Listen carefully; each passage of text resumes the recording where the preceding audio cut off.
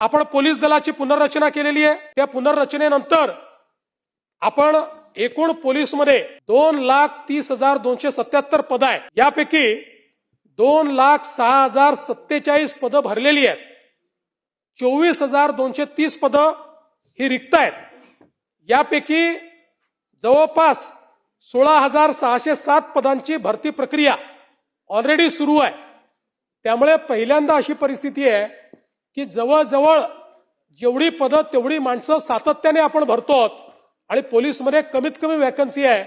मला असं वाटतं की कदाचित गृहमंत्री म्हणून जो माझ्या कार्यकाळात जर आपण बघितलं 50,000 पेक्षा जास्त पोलिसांची भरती ही आपण या ठिकाणी केलेली आहे आणि एमपीएससीच्या माध्यमातूनही पीएसआयची सर्वात मोठी संख्या ही भरण्याचं काम आपण या ठिकाणी केलंय। पोलीस दलासाठी जवळपास 12,952 घरं त्याचं बांधकाम हे चाललेलं आहे आणि पोलिसांना स्वतःच्या घराकरता 2,487 कोटी रुपये घर बांधणी अग्रिम म्हणून आपण या ठिकाणी गेल्या 2 वर्षामध्ये दिलेली आहे।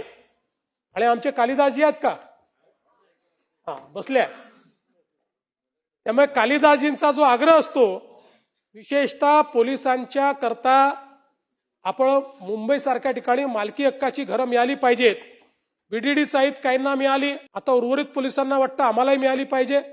सगळ्या सरकारी कर्मचाऱ्यांना आपण काही मालकी हक्काची घरं देऊ शकत नाही। पोलिसांकरता काही वेगळ्या गोष्टी आपण केलेल्या आहेत आणि म्हणून या संदर्भात काही कोर्ट केसेसही चाललेले आहेत।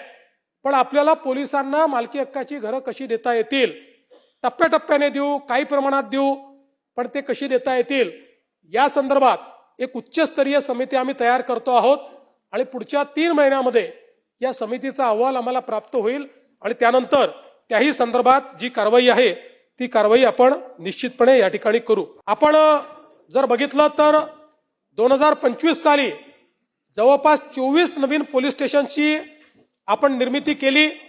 हे याकरता महत्वाचं आहे की जवळजवळ 15-20 वर्ष आपण पोलीस स्टेशन तयार करत नव्हतो, पण आता मोठ्या प्रमाणात आपण पोलीस स्टेशन तयार करणं सुरू केलेलं आहे आणि डायल 112 ही जी आपली सेवा आहे या सेवेच्या अंतर्गत आपला आता रिस्पॉन्स टाइम हा दरवर्षी चांगला होतोय। 2022 मध्ये 15 मिनिटं 41 सेकंद होता, आता तो 15 मिनिटं 41 सेकंदावरनं 2026 मध्ये 6 मिनिटं 22 सेकंदापर्यंत खाली आलेला आहे।